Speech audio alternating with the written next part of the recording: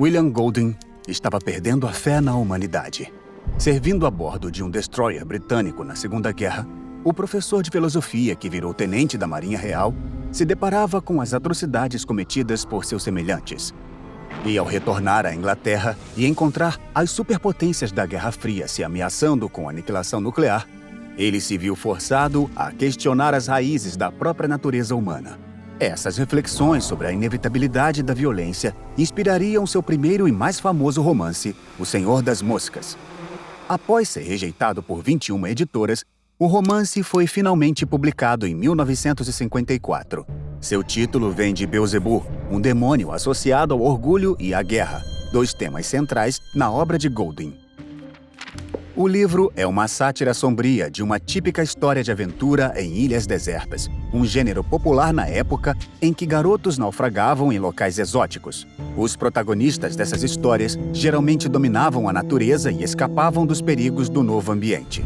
O gênero também reforçava a problemática narrativa colonialista em muitas obras britânicas da época, nas quais os garotos ensinavam aos habitantes nativos da ilha os supostos valores superiores britânicos. A sátira de Golding vai ainda mais longe ao usar explicitamente o cenário e os nomes de personagens de A Ilha de Coral, de R.M. Ballantyne, um dos romances de aventura em ilhas mais adorados.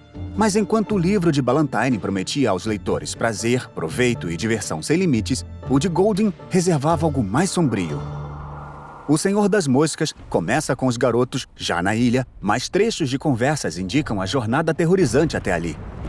O avião deles havia sido abatido em meio a uma guerra nuclear não especificada.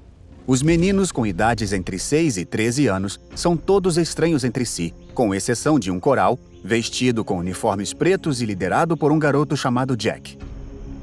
Assim como em A Ilha de Coral, o novo lar dos meninos parece um paraíso.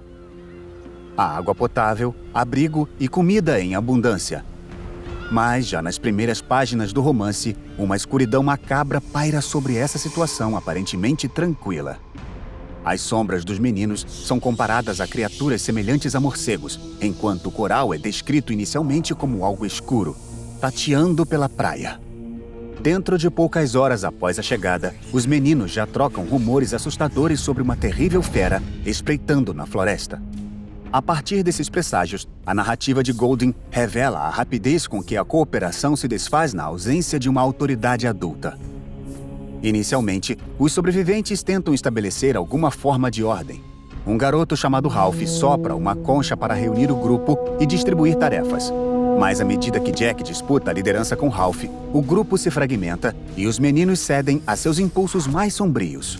O grupo de crianças logo esquece seus planos de resgate, silencia as poucas vozes da razão e segue cegamente Jack até os limites da ilha e da sanidade. Os temas universais do romance, moralidade, civilidade e sociedade, fizeram dele um clássico literário, satirizando tanto convenções de sua época quanto crenças antigas sobre a natureza humana. Enquanto as histórias de aventura em ilhas geralmente apoiam o colonialismo, O Senhor das Moscas subverte esse clichê. Em vez de retratar cruelmente populações nativas como selvagens estereotipados, Golding transforma seus angelicais colegiais britânicos em criaturas selvagens. E enquanto os meninos travam sua própria batalha na ilha, a guerra, muito mais destrutiva que os levou até lá, continua fora das páginas. Mesmo que fossem resgatados de si mesmos, para que tipo de mundo estariam voltando? Com tão poucas referências que ancorem os personagens em um lugar ou período específico, o romance parece verdadeiramente atemporal, um exame da natureza humana em seu estado mais cru. E embora nem todos os leitores concordem com a visão sombria de Golding, O Senhor das Moscas é perturbador o suficiente para desafiar até os mais otimistas. Pronto para continuar aprendendo? Assista a esses vídeos para desafiar o que você acha que sabe ou aprender mais sobre o que você não sabe. Inscreva-se e alimente sua curiosidade.